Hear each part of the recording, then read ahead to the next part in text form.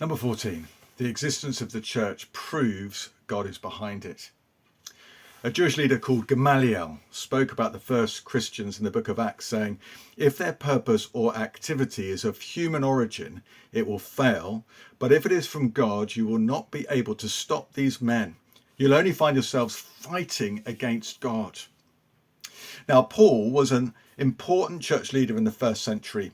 He sought to imprison believers, approving their execution.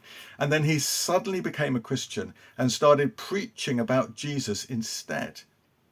He explained that when traveling to Damascus, the risen Jesus appeared to him, talked with him, struck him blind to make a point, and then healed him and sent him to share the good news. Now, what do you make of that? Paul left everything to travel the world on this mission. He was repeatedly attacked for doing so and eventually put to death. Nothing can explain such a transformation other than the truth of what he claimed and the power of God within him. If a letter from a power company promises to supply electricity to your home and your lights switch on when you plug them in, then you know the company must exist. It's the same with how people are transformed when they plug into Christ. And it's hard to explain the survival, the growth of the church itself without putting it down to this mighty power of God. Everything was against it.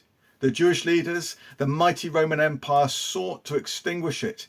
So those who believed had little to gain by doing so, except being rejected by those they loved, discriminated against in society, and often hurt or killed. Yet despite all that, within 300 years, Christianity had transformed the empire. Now, records tell us that a key factor was the difference faith brought about in people's lives. Christians didn't just tell people how we can know there is a world of love and purity and peace beyond this one. They showed it was already at work within them. And look, this continues in 2008. Journalist Matthew Paris wrote an article. As an atheist, I believe Africa needs God, it was called. Well, look, returning to where he grew up in Malawi, he wrote of the difference he saw in Christians there compared to others. He said this: Christianity changes people's hearts. It brings a spiritual transformation. The rebirth is real. The change is good.